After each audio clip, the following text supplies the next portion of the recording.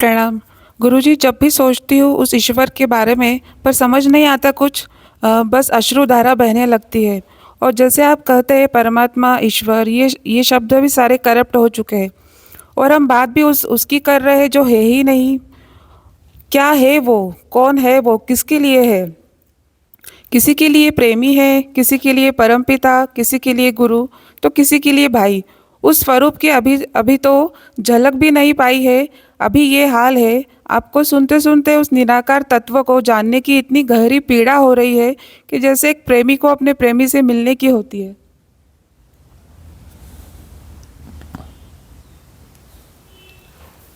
साधना का अर्थ क्या है?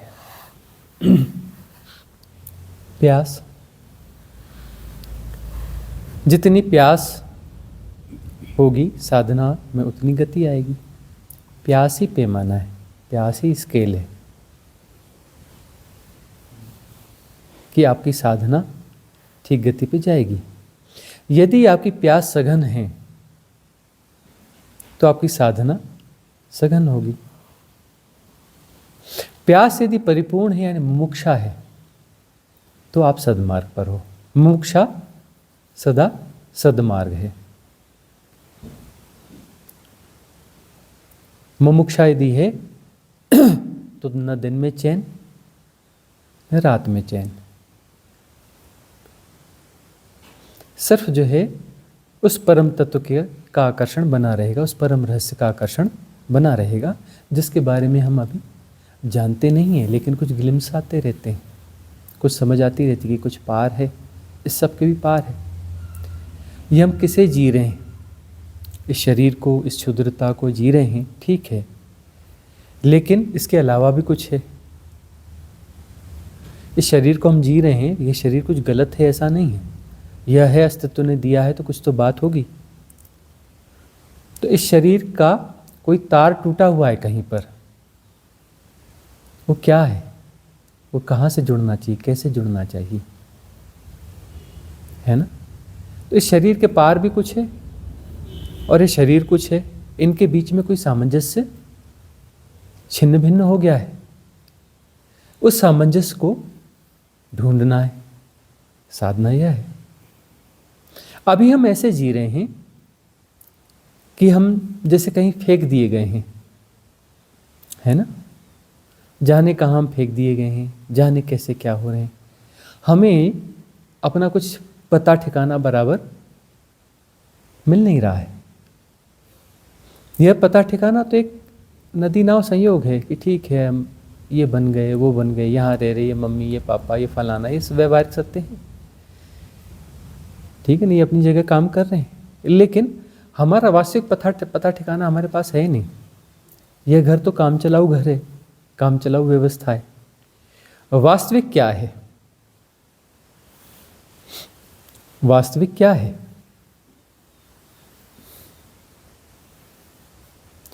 तो वह जो पता है, वह जो तारतम्यता है जो टूटी हुई है, उसे वापस जोड़ लेना, उसे वापस जोड़ लेना,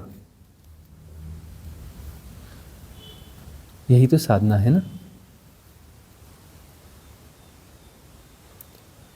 तो उसको जोड़ना किस तरह से जोड़ना है? वह तो जुड़ेगी, प्रकृतिगत रूप से जुड़ेगी, लंबा समय लेगी, है ना? लेकिन जैसे जैसे मंजिल पास आती है ना, व्यग्रता बढ़ती जाती है। जैसे जैसे मंजिल पास आती है तो व्यग्रता बढ़ती जाती है। तो व्यग्रता का बढ़ना संकेत है कि साधना ठीक दिशा में जा रही है। कुतूहल नहीं रहा, जिज्ञासा भी नहीं रही, मुमुक्षा हो गई। सबसे निचला तल क्या है? कुतूहल, कि रहस्य कुछ दिखता है, अरे गजब की बात है, क्या है? इधर उधर पूछता है, जवाब मिल गया तो ठीक, नहीं मिला तो ठीक, प्रश्न गायब हो गया। जिज्ञासा है, जिज्ञासा है मतलब वो पूछेगा, बाद में फिर कभी देखेगा, अरे इसका उत्तर मिला नहीं था, ये मामला क्या है, ये होता कैसे, इतना सा बीज इतना बड़ा वृक्ष बन कैसे जाता है? वो उसको खोजते रहता है, विज्ञान में देखता है, पढ़ता है, हाँ विज्ञान में ऐसा ऐसा लिखा है, लेकिन तब भी बात बनी नहीं। या जिज्ञासु वहाँ पर थोड़ा शांत भी हो जाए, हाँ विज्ञान में ऐसा लगता है। मुमुक्षु कहता है हाँ तो ये विज्ञान की बात हो गई, लेकिन इससे कोई साल तो हुआ नहीं, कुछ मिरेकुलस है जो शब्दों में नहीं आता। कोई बीज जो है इतना बड़ा वृक्ष बन जाता है, उससे इतने बीज बन जाते हैं, फिर उसके वृक्ष निकलते हैं, सब चल क्या रहा है? मुमुक्षु जो है विस्मय बोध में जीता है। मुमुक्षु कौन है? जो विस्मय बोध में जीता है। इस विस्मय शब्द से हमें बड़ा प्रेम है, क्योंकि भगवान शिव ने इस शब्द को बड़ी गहराई में कहा है। इस शब्द का उन्होंने प्रयोग किया है, विस्मय शब्द का। साधक कौन है? जिसके जीवन में विस्मय बोध होना शुरू हुआ।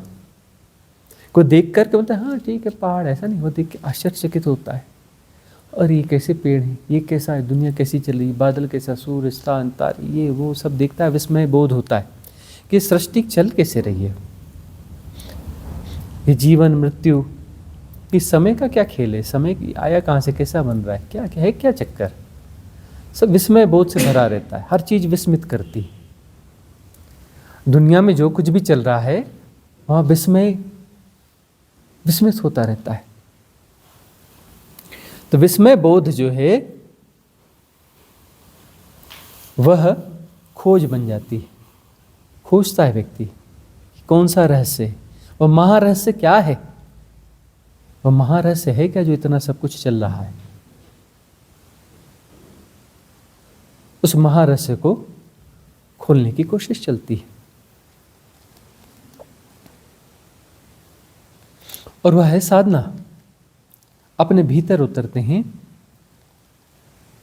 अपने भीतर उतरते हैं तो उस विजडम को ग्रो करते हैं जिससे यह रहस्य खुलता है। बाहर ढूंढने पे यह रहस्य नहीं खुलेंगे, भीतर उतरने पे खुलेंगे। होता यह है कि यहाँ सब गतियाँ हैं, ये सारी चीज़ें जो भी हैं, सारा क्रिएशन जो है जिसमें द ला है, किसी नियमबद्ध तरीके से सब कुछ चल रहा है। सारी सृष्टि किसी नियमबद्ध तरीके से चल रही है ना। द ला अलग से कोई नहीं है कि कोई परमात्मा है कहीं दफ्तर खोल के बैठा है और पूरी दुनिया चला रहा है, सब हिसाब किताब रख रहा है।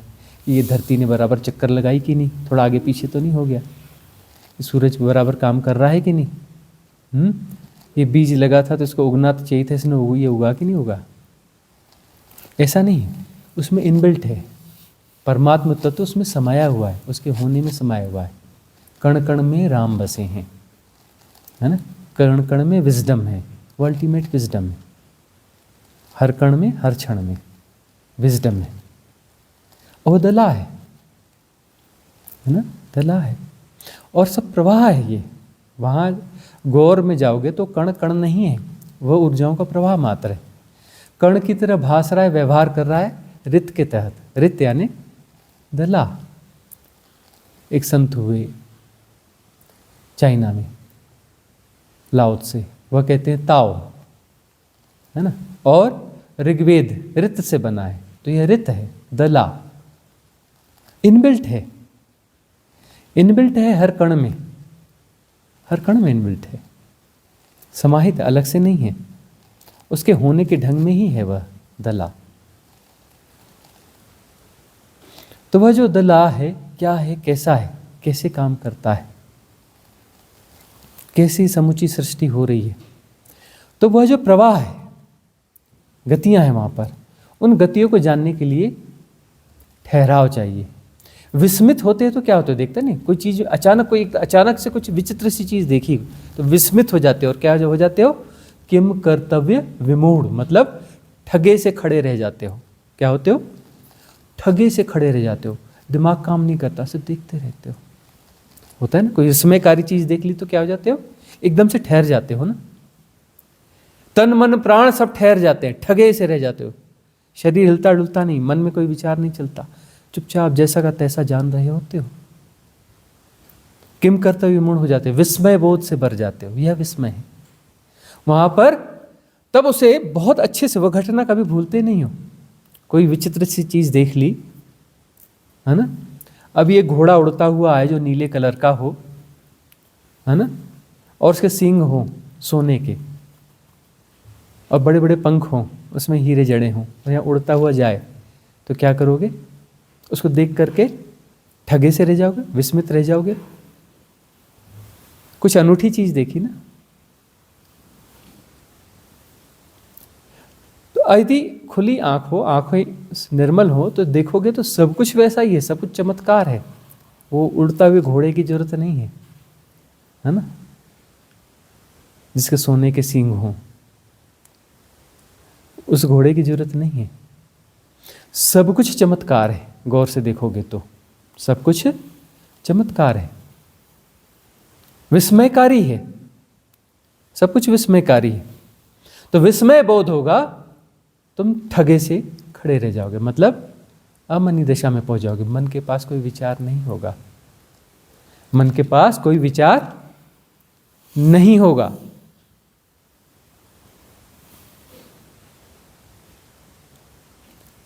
और उस ठहराव में जैसा का तैसा जाना जाता है। जैसे का तैसा जानना है तो ठहराव में जाना जाता है। अब जो प्रवाह है, बह रहा है सब कुछ, और तुम्हारा मन भी बह रहा है, तुम्हारा मन भी एक प्रवाह है, प्रवाह को जानने की कोशिश कर रहा है, तो ठीक से जान पाएगा क्या? तुम दौड़ते दौड़ते दौड़ते दौड़ते किसी चीज को राइट अपना तरीके से ऑब्जर्व करना चाहते हो, पॉसिबल है क्या? राइट ऑब्जर्वेशन के लिए तुम्हें ठहरना पड़ेगा ना। उस समय विचार चलते रहेंगे तो राइट ऑब्जर्वेशन नहीं होगा ना। राइट ऑब्जर्वेशन कब होगा? जब तुम बिल्कुल चुपचाप खड़े हो और उसको जैसा का तैसा जान रहे हो, तो वहां क्या होगा? राइट ऑब्जर्वेशन होगा। ठीक है ना? तो राइट ऑब्जर्वेशन के लिए स्थैर्य जरूरी है। क्या जरूरी है? स्थैर्य, ठहरा हुआ होना, अडोल, अचल, निश्चल। निश्चल तत्व, निश्चल तत्व जो है जैसा का तैसा जान पाता है और मिस्ट्रीज अनफोल्ड हो जाती हैं। तो ठहरना पड़ेगा। ठहरोगे तो विस्मय खुल जाता है, मतलब विस्मय सघन होता है, और विस्मय सघन होता है तो ठहराव होता है, स्थैर्य होता है। उस स्थैर्य में तुम अचल हो, अडोल हो, तो वहां पर परम प्रज्ञा का जागरण होता है, जैसा का तैसा जाना जाता है। उसमें कुछ मिक्सिंग नहीं होती, उस समय मन नहीं होता। तो साधना में उस अवस्था में पहुंचना है जहां तुम अडोल, अचल हो जाते हो, निश्चल हो जाते हो। तो निश्चल होकर के जो भी जाना जाएगा, जैसा का तैसा जाना जाएगा, और जैसा का तैसा जानोगे तो क्या जानोगे? तत्वमसि, वही है परमात्मा ही है, दूसरा कोई है ही नहीं, कभी टूटा ही नहीं हुआ। सृष्टि अलग है, परमात्मा अलग है, ऐसा नहीं है। सृष्टा ने सृष्टि नहीं बनाई, सृष्टा स्वयं सृष्ट हो रहा है, एक प्रोसेस है, एक प्रोसेस है। अब मॉलिक्यूलर स्ट्रक्चर में जाके से देख सकते हो कि जो कण है, कण की तरह व्यवहार कर रहा है, वस्तुतः कण नहीं, सब ऊर्जा का प्रवाह है। और वह ऊर्जा उस निश्चल तत्व के होने का ढंग है, वह निश्चल तत्व है, और ऊर्जा का प्रवाह उसका होने का ढंग है। दो नहीं है। यह बात जब समझ में आएगी, ये समझ में तभी आएगी जब साधना की गहराई में जाओगे, हाइपोथेटिकली नहीं, एक्चुअली, कि वह जो निश्चल तत्व है, जो ठहरा हुआ तत्व है, उसके होने का ढंग जो है प्रवाह है, ऊर्जा है, और उसमें दला इनबिल्ट है, और उसमें यह सब क्रिएशन है, वह सृष्ट हो रहा है, ये क्रिएशन हो रहा है, सृष्टा स्वयं सृष्ट हो रहा है, सृष्टा सृष्टि बना रहा है, ऐसा नहीं है। वैसे कभी अलग हुआ ही नहीं, अलग हो नहीं सकता। अलग होगा तो सब अदृश्य हो जाएगा, गायब हो जाएगा, शून्य हो जाएगा। ठीक है ना? एक कंटिन्यूस प्रोसेस है। पहाड़ है नहीं, पहाड़ हो रहे हैं। धरती है नहीं, धरती हो रही। सूरज है नहीं, सूरज हो रहा है। आदमी है नहीं, आदमी हो रहा है। चींटी है नहीं, हो रहा है। सब कुछ हो रहा है कुछ भी नहीं यहाँ पर। हमारी भाषागत भूलें है वाली, और हम ठहराने की कोशिश करते हैं, है ना? जहां भी हम ठहराने की कोशिश करते हैं, माया को जन्म देते हैं। हम कहते हैं पहाड़ है, माया को जन्म दे दिया।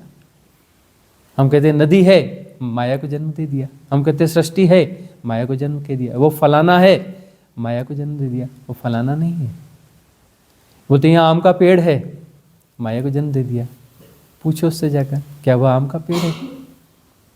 ये तो तुम्हारा कहने का ढंग है ना, आम का पेड़ है। कोई दूसरा बोलता है नहीं जी आम का नहीं, मैंगो का पेड़ है, दिस इज मैंगो ट्री। कोई बोलेगा कुछ और, कोई बोलेगा कुछ और, है ना?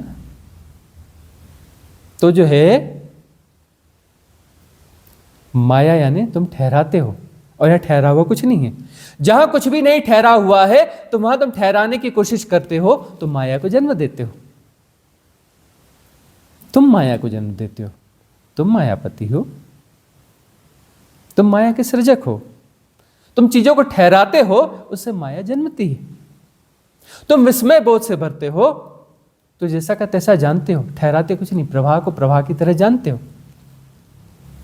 माया को नहीं ठहराना है, मतलब जगती को नहीं ठहराना है, सृष्टि को नहीं ठहराना है, तुम्हें ठहरना है। तुम उल्टा काम कर रहे हो, तुम जगती को ठहरा कि यह आदमी ऐसा है, यह पहाड़ ऐसा है, यह गांव ऐसा है, और हम कहते हैं इसकी जरूरत नहीं है। क्या इसकी जरूरत है? व्यवहारिक सत्य है, व्यवहारिक सत्य के रूप में जरूरी है, पर जानते रहो कि यह व्यवहारिक सत्य है, पारमार्थिक सत्य नहीं है। यह फलाना है और ये जानते रहो कि फलाना नहीं है, तो एक प्रवाह है, अभी है, अभी कुछ और हो जाएगा, अभी कुछ और हो जाएगा। यह पहाड़ है, यह पहाड़ बदल गया, है ना। हेराक्लितु कहता है ना, तुम एक नदी में दोबारा नहीं उतर सकते, क्योंकि तुम उतरे तो उतनी देर में नदी बदल गई। गंगा का पानी बह गया, कुछ नदी का पानी बह गया ना। बह गया मतलब नदी अब वह नहीं है, बदल गई, नदी बदल गई ना। तो जिस व्यक्ति से तुम दोबारा मिलते हो, उस व्यक्ति से दोबारा नहीं मिल रहे, वो बदल चुका है ना। ऐसे देखोगे तो सब कुछ बदलाव है। तुम्हारे शरीर में 7 साल पुराना कुछ भी नहीं होता। तुम्हारी हर सेल्स जो है 7 साल में रिप्लेस हो चुकी रहती है, हर सेल्स, कुछ भी पुराना नहीं रहता। तब भी तुम थोड़ा मिलते जुलते देखते हो। 7 साल पुराने फोटो से तुम्हारा फोटो मिला है तो मिलते जुलते देखते हो, लेकिन वो ग्रेजुअली प्रोसेस रहती है, हर चीज़ बदल रही है। 7 साल में पुराना कुछ भी शेष नहीं रहता, सब बदल चुका होता है। इसलिए 7 ईयर्स का साइकिल महत्वपूर्ण होता है ना।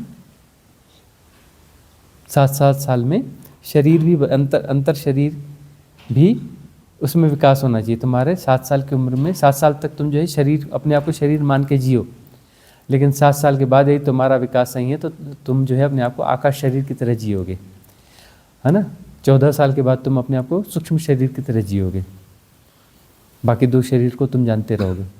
और यदि उसके 7 साल बाद 28 बाद जो है तुम जो है अपने आप को मनुष्य शरीर की तरह जियोगे, फिर आत्मिक शरीर के जो रूप में जियोगे, फिर ब्रह्म काया के रूप में जियोगे। और 49 की एज तक एनी हाउ तुम्हें शिव तत्व हो जाना चाहिए, अधिकतम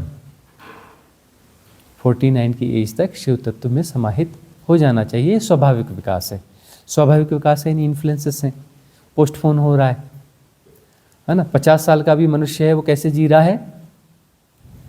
मैं शरीर हूं की तरह जी रहा है। पहली नीति क्लियर नहीं हुई, कैसा जी रहा है कि मैं बॉडी हूं, मैं शरीर हूं। 50 साल का आदमी, 60 साल का आदमी शरीर से चिपका हुआ है कि मैं शरीर हूं। अरे शरीर को संभालना तो पड़ेगा, व्यवहारिक सत्य है, हम नहीं कह रहे शरीर को नहीं संभालना पड़ेगा, है ना। लेकिन अंतर्बोध हो कि मैं शरीर नहीं हूं, शरीर के अतिरिक्त कुछ हूं, शरीर को जान रहा हूं।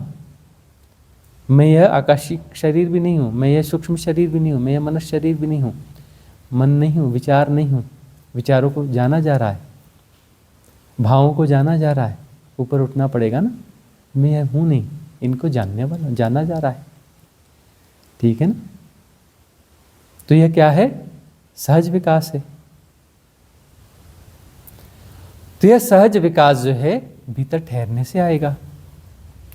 और बेचैनी हो रही है, छटपटाहट हो रही है, मतलब जो है इन्फ्लुएंस स्ट्रीम हमें धकिया रही हैं अपनी मर्जी से।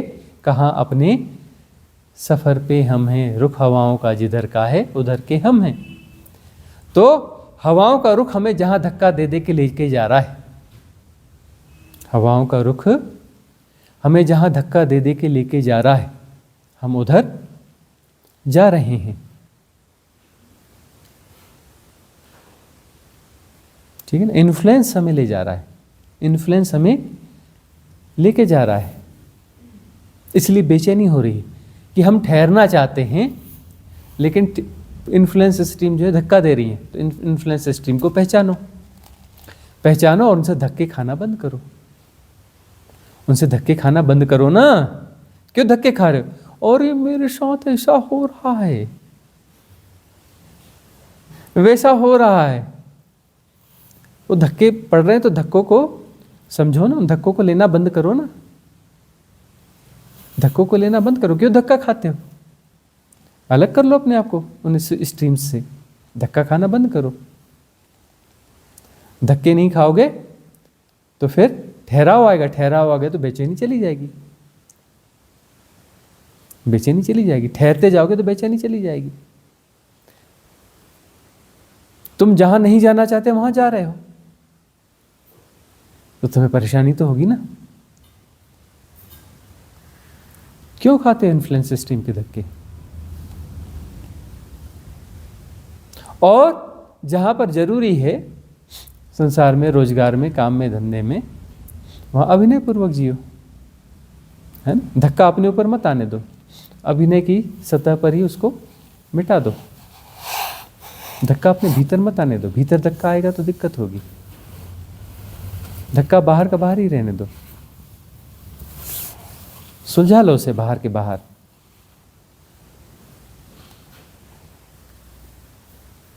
तो बेचैनी अच्छी बात है, बेचैनी हो रही है तो अब साधना में कहाँ कौन सी कमी है उसको पहचानो। इन्फ्लुएंस स्ट्रीम के धक्के लेना बंद करो, ठीक है ना। विस्मय बोध सघन होना चाहिए।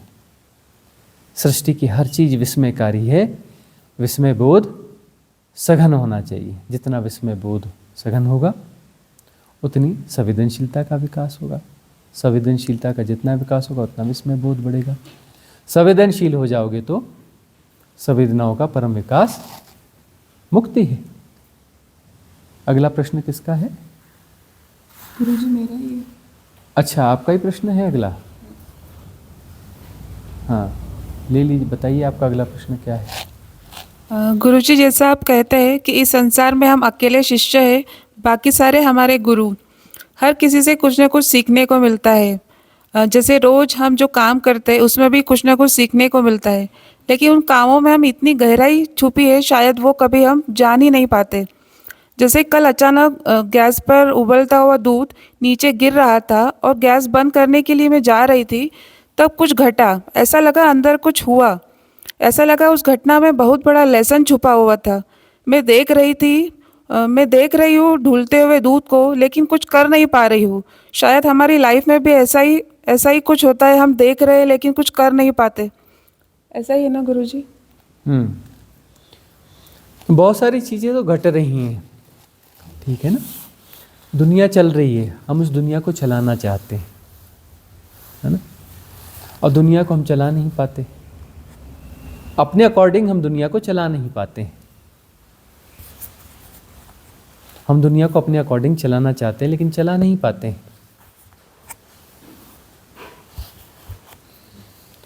तो यह देखना चाहिए कि क्या चीज़ हमारे बस में है वह हम सहजता से घटने दें। जो हमारे बस में नहीं है तो ठीक है, नहीं है तो नहीं है।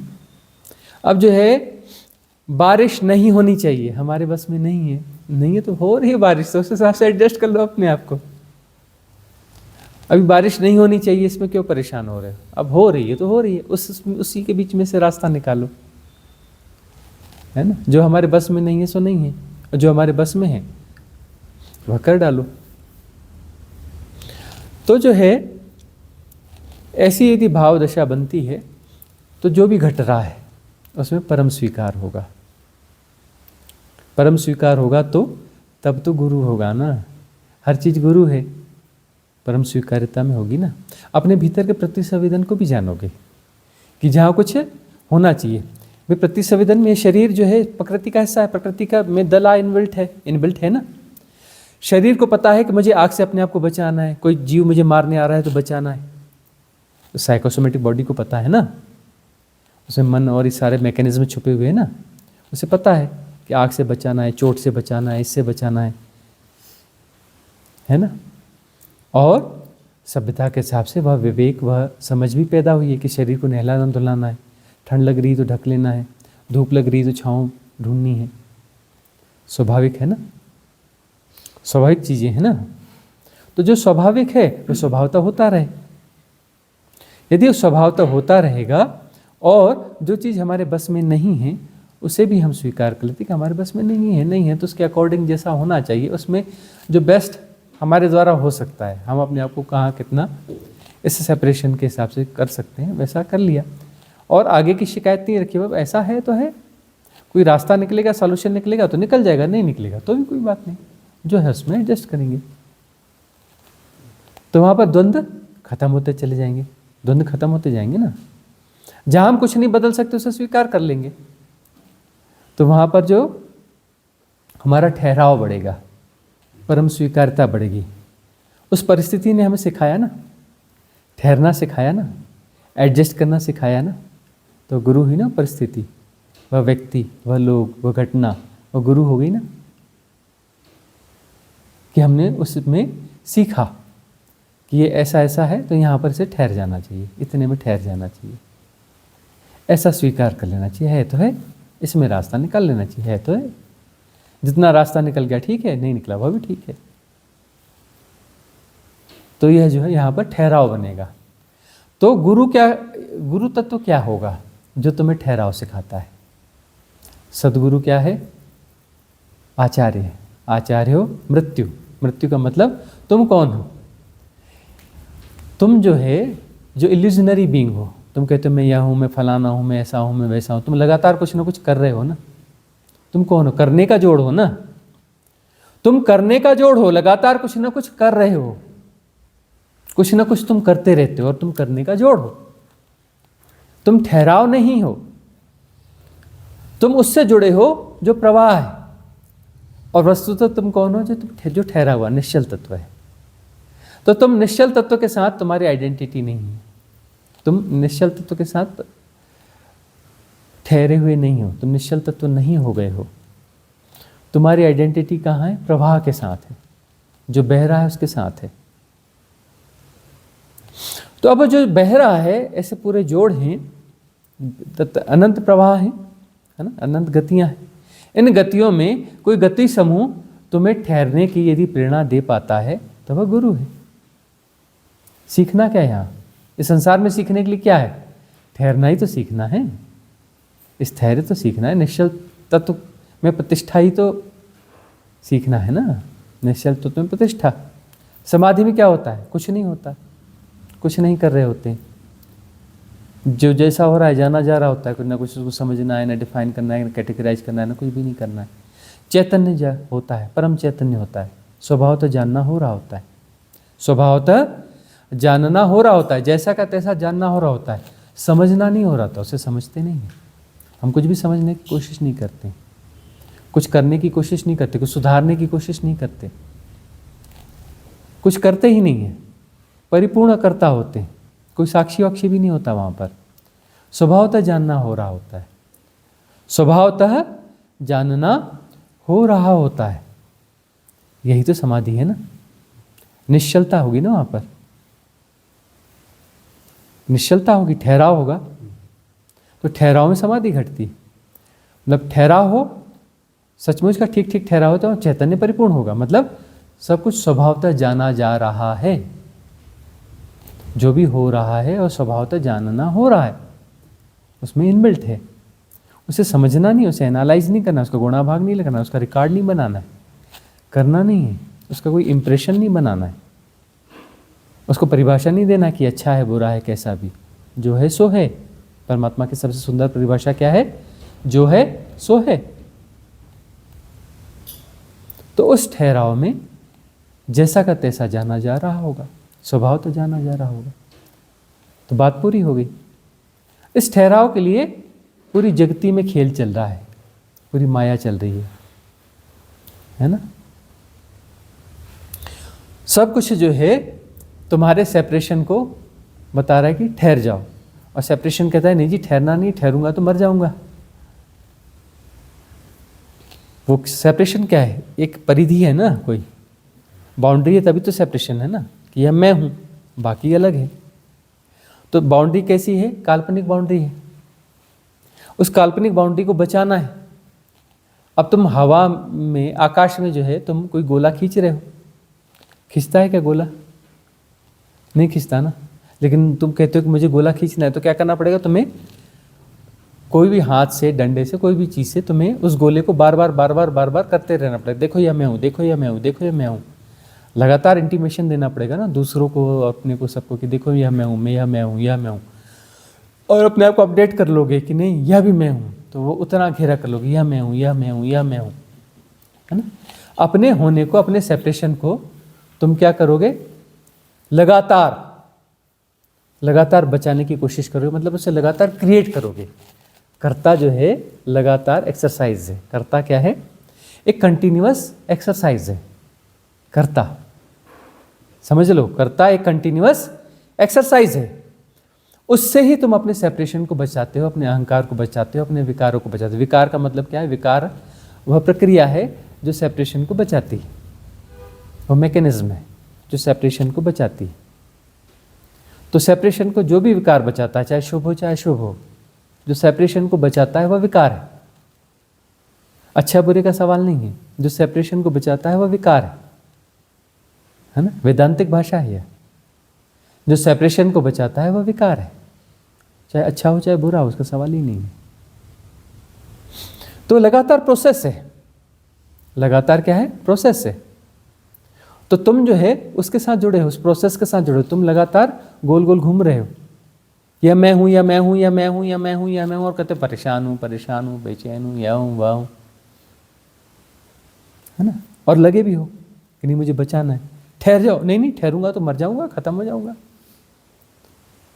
और आचार्य का क्या करता है? डंडे मारता है, तुम्हें भौचक कर देता है, विस्मय भर देता है, तुम्हें ठहरा देता है, ठहराने की ग्लिम्स देता है, कुछ ऐसा निर्माण करता है ऐसी परिस्थितियों का कि तुम क्षण दो क्षण के लिए ठहर जाओ, थोड़ी देर के लिए ठहर जाओ, किम कर्तव्य विमूढ़ हो जाओ, और जैसा का तैसा प्रकट हो जाता है। तब तुम्हें स्वाद आता है, शेर के मुंह में खून लगता है, फिर वो पीछे पड़ता है, ये है क्या माजरा, और टेस्ट करें, और टेस्ट करें, और टेस्ट करें। 2 सेकंड में तृप्ति नहीं हुई, 5 सेकंड, 10 सेकंड, 10 सेकंड ठहर के देखा, 20 सेकंड ठहर के देखा, या ठहरते ठहरते ठहरते 48 मिनट यदि गुजर जाएंगे, कि गुणाभाग से नहीं, 48 मिनट घड़ी देख के नहीं, 48 मिनट जब क्रॉस हो जाएंगे जब भी, तो ठहराव परमानेंट हो जाएगा, पागलपन सारा विसर्जित हो जाएगा। जो मैकेनिज्म है ना दौड़ने का, उस गोले को लगातार क्रिएट करने वाला मैकेनिज्म, 48 मिनट तक यदि से फीडिंग बंद हो जाए, इसकी फीडिंग यदि 48 मिनट तक बंद हो जाए, एनर्जी साइकिल्स हैं, तो साइकिल्स को सर्वाइव करने के लिए बैटरी चाहिए ना, फीडिंग चाहिए ना, एनर्जी चाहिए ना। तो एनर्जी जो है तुम्हारा होना, तुम्हारी बीइंग एनर्जी है ना, तुम उसे फीड कर रहे हो। तो फीडिंग जो है वो बंद हो गई, तो वह मैकेनिज्म डिस्ट्रॉय हो जाएगा, टूट जाएगा, खत्म हो जाएगा, और ठहरना कैसा हो जाएगा? परमानेंट हो जाएगा। तुम भीतर ठहर जाओगे, और बाहर जो हो रहा है उसे जानते रहोगे। इस शरीर को, मन को, मैकेनिज्म को, सारी दुनिया को, संसार को, जैसा है जानते रहोगे। जो जैसा है उसको जैसा का तैसा जानते रहोगे। तब तुम्हें पता चलेगा जो निश्चल तत्व है उसके होने का ढंग, यह प्रभाव भी है, यह जागतिक प्रभाव ही उस निश्चल तत्व के होने का ढंग है। तब यह समझ में आएगा। तो गुरु कौन है? जो तुम्हें अचानक कहीं भी ठहरा दे, क्षण दो क्षण के लिए, है ना, वह गुरु हो गया।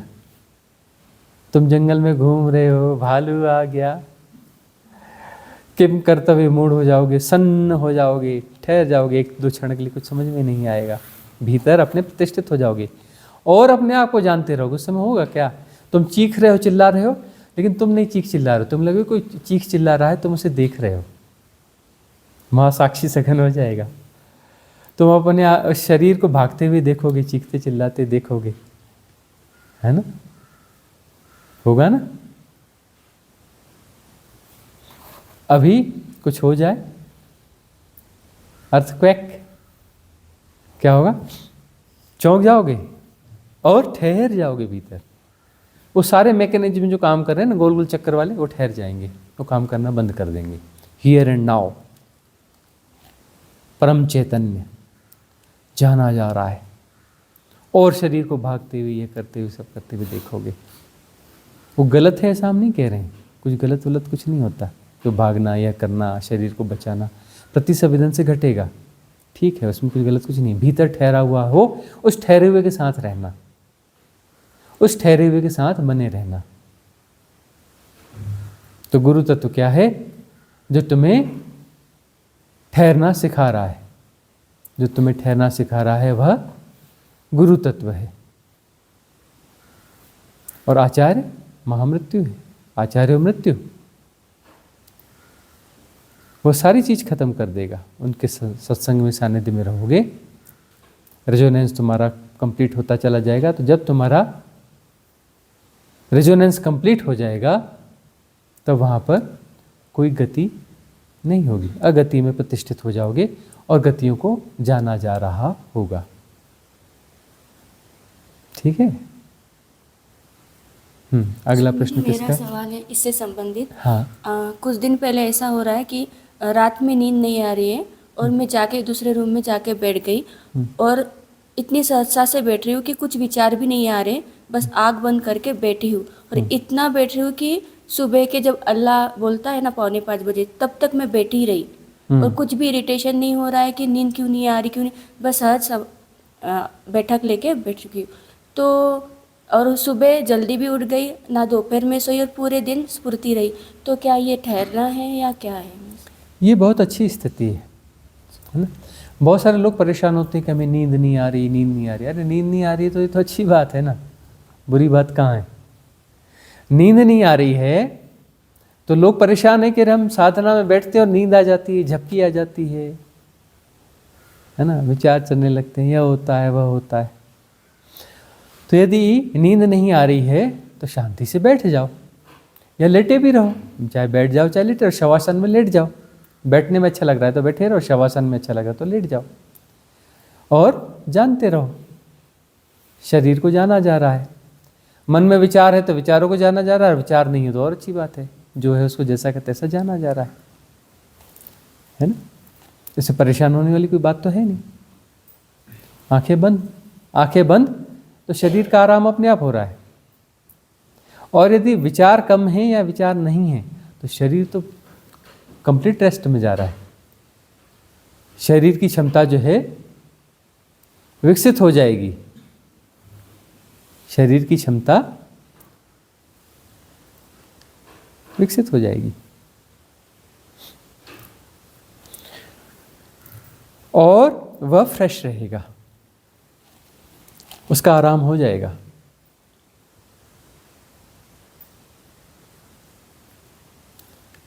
ये बहुत अच्छी बात है। नींद ना आना, नींद नहीं आने से परेशान नहीं होना चाहिए। बस नींद नहीं आ रही तो उसे भरने की कोशिश मत करना कि कुछ मोबाइल खोल लिया, टीवी खोल लिया, ये खोल लिया, कुछ करने लग गए। कुछ करना मत, वहाँ पर जबरदस्ती कुछ करने की कोशिश मत करना।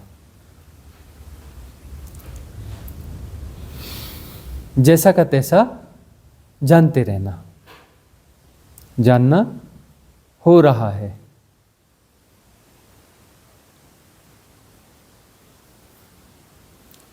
ठीक है ना। अगला प्रश्न ले लो। चरणजीत का सवाल है दिल्ली से। यही सवाल दो साधुओं का भी है कि प्रणाम प्रभु जी, कभी तो आनंद का इतना स्रोत बहता है, ऐसा लगता है कि सब सॉल्व हो गया, गेम ओवर, लेकिन अचानक फिर से गहन उदासी घेर लेती है। ऐसा लगता है कहीं भाग जाऊँ, लेकिन कहाँ, कुछ सुझाई नहीं देता। बहुत फ्लक्चुएशन हो रहा है, खुद से ही युद्ध जैसा हो रहा है। आप कहते हैं सहज रहे, कैसे सहज रहूं? मैं तो कुछ कर ही नहीं रही, सब अपने से हो रहा है। और दो साधकों का प्रश्न है ना, क्या क्या नाम उनका? नाम ना बराबर दिया नहीं इन्होंने। अच्छा ठीक है। ड्रीम ध्यान पर ये सब। अच्छा वो होगी शांता, होगी नेपाल वाली। तो जो है साधकों को साधना करते करते ऐसी स्थिति आ जाती है, परम आनंद।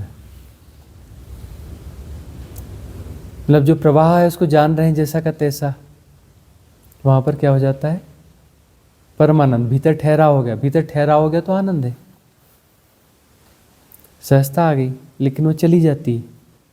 चली जाती है तो बेचैनी होती है, परेशानी होती है, छटपटाहट होती है, लगता है भाग जाओ यहाँ से, कुछ कर लो, किसी शांत जगह पर चले जाओ, ये चले जाओ। अरे उसी जगह पर वो घटना घटी ना, परम आनंद वाली घटना कुछ समय के लिए घटी। कहाँ घटी? उसी जगह पे घटी ना। तो उस जगह पर ये घटना और घटेगी, और बड़ी होगी। भाग के कहाँ जाओगे? हाँ, एक घर छोड़ के भागोगे, वहाँ जा कर के तुरंत पहले क्या ढूंढोगे? घर कहाँ है रहने का। नई जगह पहुँचकर पहले क्या ढूंढते हो? घर ढूंढते हो ना। रूम चाहिए रहने का, घर ही है ना। यहाँ बिजली पानी की व्यवस्था छोड़ के गए तो वहाँ पहले ढूंढते हो ना बिजली पानी की सुविधा है या नहीं है। यहाँ भोजन की व्यवस्था छोड़ के गए तो वहाँ यही ढूंढोगे ना कि भोजन की व्यवस्था क्या है। वही तो ढूंढोगे ना।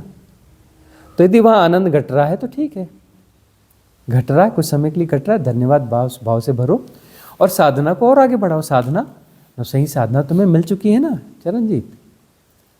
तुम तो भटकी हो, बहुत भटकी हो, दुनिया भर भटकी हो। अब तुम्हें सही साधना मिल गई है। सही साधना मिल गई तो उसके परिणाम भी तो दिख रहे हैं। आनंद घट रहा है, ध्यान घट रहा है, हैपनिंग हो रही है, परम स्वीकार घट रहा है। बीच बीच में डिस्ट्रॉय हो जाता है, कोई बात नहीं। अब इतने जन्मों जन्मों की प्रैक्टिस, कितने जन्म, करोड़ों करोड़ों जन्म हो गए और उसके बाद में भी ये प्रैक्टिस टूट के बीच में ग्लिम्स आ रहे हैं, कितनी बड़ी बात है। और तुम जुड़ी अभी हमसे साल भर हुआ है, मुश्किल से साल भर में तुम में यह स्थितियां घटने लगी। और क्या चाहिए? साधना को और आगे बढ़ाओ, और आगे बढ़ाओ, यह और बढ़ेगा, होते जाएगा, होते जाएगा, घटना घट जाएगी। वह महान घटना भी घट जाएगी। तो यहाँ धन्यवाद भाव से भरना है और साधना को कंटिन्यू करना है। नई नई विधियाँ भी आती जा रही हैं, इन विधियों का प्रयोग, इंटेंस मेथड्स का, और साधना को पूरे जीवन पे फैलाना है। साधना को पूरे जीवन पे फैलाना, क्योंकि पार्ट टाइम कोई साधना नहीं होती, साधना को पूरे जीवन पे फैलाना होता है। अगला प्रश्न नालंदा का सवाल है। नमस्कार भगवान, मेरा एक सवाल है कि लाओत्सो कहते हैं कि केंद्र को ढूंढो और वहाँ केंद्र पर सरेंडर करें। यह केंद्र को सरेंडर करना क्या है और इससे साधना में क्या घटित होगा? एक संत अभी जिनकी चर्चा कर रहे थे, लाओत्से चीन में हुए ना, बुद्ध के भी पहले हुए हैं। उन्होंने कहा है कि अपने केंद्र को ढूंढो और उसके प्रति समर्पित हो जाओ। तो उसको केंद्र को हम ढूंढे कहाँ पर? अभी जो तुम कहाँ जी रहे हो? यहाँ जी रहे हो, खोपड़ी में जी रहे हो। इस खोपड़ी को किसने मजबूत किया? सभ्यता ने, परिवार ने, समाज ने, ट्रेनिंग्स ने। किसको मजबूत किया? खोपड़ी को मजबूत किया। तुम्हारा केंद्र क्या है? खोपड़ी। तुमको बोलोगे कि तुम अपने आप को याद करोगे तो क्या याद करोगे? अपना चेहरा याद करोगे। किसी को याद करोगे तो क्या करोगे? उसका हाथ याद करोगे कि पैर याद करोगे? चेहरा याद करोगे ना। किसी को भी याद करोगे तो चेहरा याद करोगे। और ये वाला हिस्सा भी दिखेगा, है ना, मतलब खोपड़ी, ये इसके साथ में बहुत ज़्यादा आइडेंटिटी हो गई है। तो तुम्हारा केंद्र क्या है? यह है, तुम इसको जी रहे हो। और जब तुम पैदा हुए थे तो तुम्हारा केंद्र कहाँ था? तुम माँ से कहाँ से जुड़े हुए थे? खोपड़ी से, नाभि से जुड़े हुए थे ना, नाभि से जुड़े हुए थे ना। तो पहले अपने केंद्र पे तो आओ। इस शरीर को मैं शरीर हूँ कर रहे हो तो शरीर के केंद्र पे तो आओ, जहाँ माँ से जुड़े हुए थे, नाभि पे तो आओ। उस केंद्र को ढूंढो, नाभि पे आओ, नाभि के स्मरण पे जियो, है ना। नाभि का स्मरण करो, उसको जियो। ख्याल दिलाना तो एक विधि, ध्यान की विधि, यह वाली हम प्रयोग में ले आएंगे, ठीक है। यह विधि प्रयोग में ले आएंगे कि नाभि का स्मरण करो, नाभि के स्मरण से जियो। तुम नाभि का स्मरण करते हुए चलोगे तो थकोगे कम। तुम नाभि का स्मरण करके, और कहीं पर बैठे हो और बैठने में थकान हो रही, तुम नाभि का स्मरण करते हुए बैठोगे तो नहीं थकोगे। नाभि केंद्र है इस शरीर का, है ना। उसको सरेंडर करने का अर्थ क्या है? उसके स्मरण में जीना, सरेंडर करना है। जापान में जो आध्यात्मिक परंपराएं हैं वो वहाँ पर बच्चों को वहाँ पर सिखाया जाता है। कोई बहुत ज़्यादा कुछ करता है तो उसके यहाँ पे मारेंगे, क्यों? खूब विचार करता है तू, देख कितने विचार चल रहे तेरे। ऐसा नहीं कितने विचार चल रहे, ऐसे नहीं, तेरे कितने विचार चल रहे। विचार कहाँ चलते हैं? यहाँ चलते हैं। तुम बोलोगे नहीं जी हमारे विचार तो यहाँ चलते हैं, कि तुम्हारा सेंटर वहाँ डेवलप किया गया।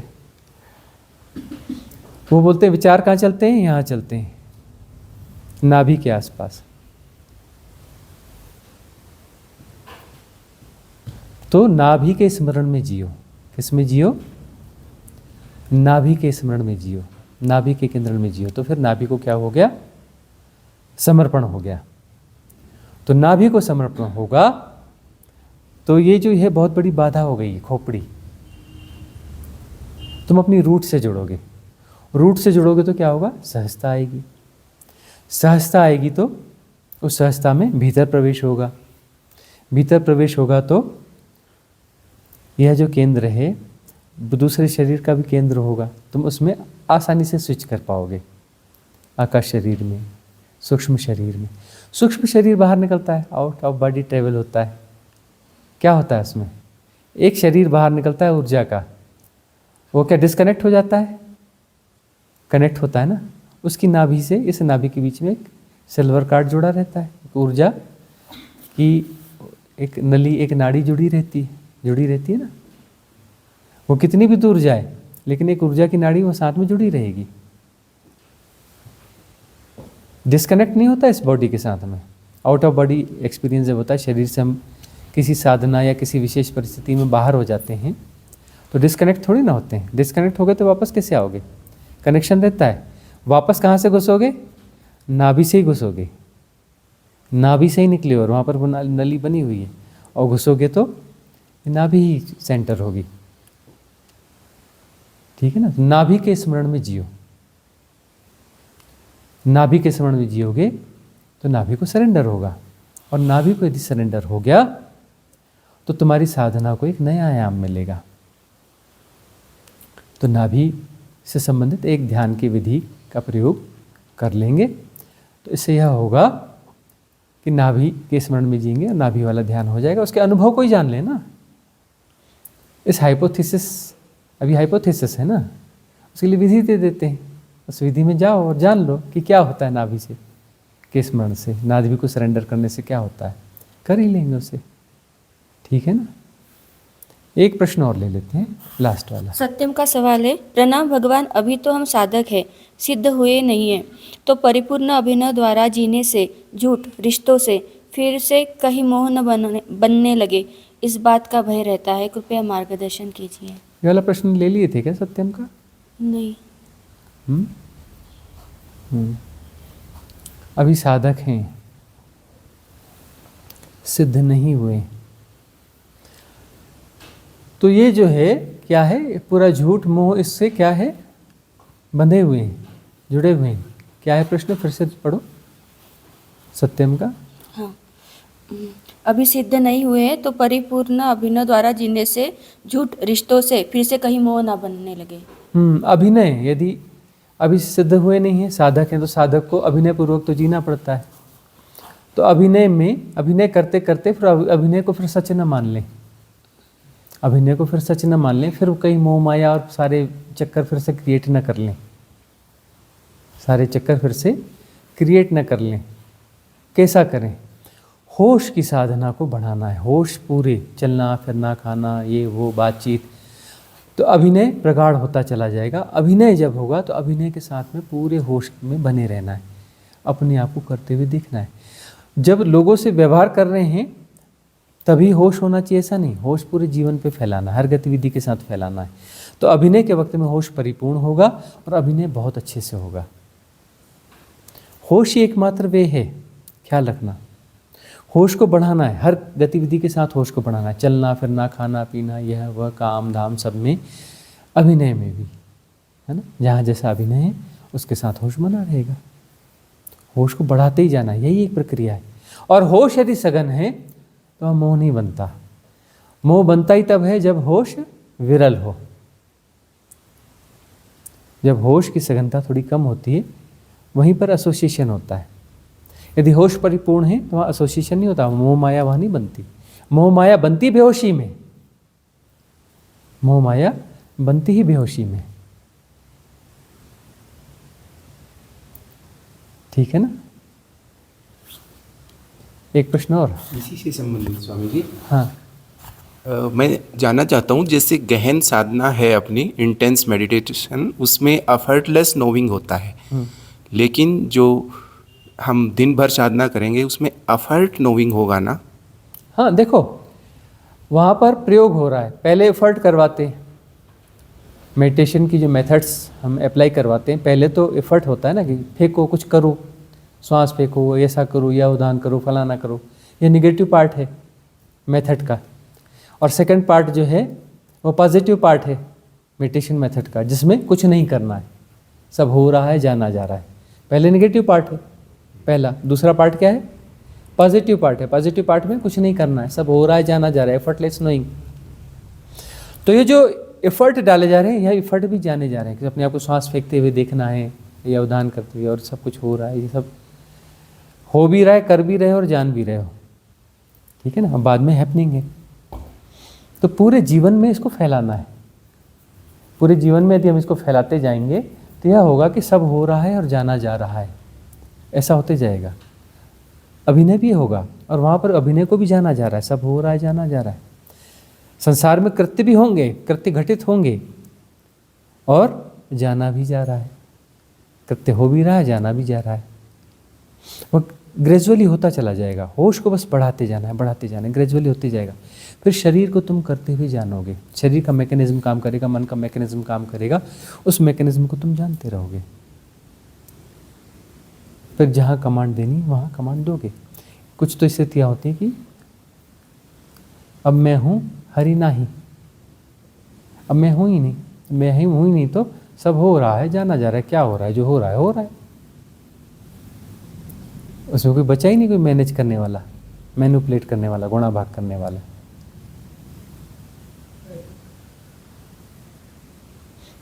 ठीक है ना? तो इस सभा आज की यहाँ समाप्त करें। तो सबका मंगल हो, सबका कल्याण हो, सबका मंगल हो, सबका कल्याण हो, सबका मंगल हो, सबका कल्याण हो। भवतु सब मंगलम।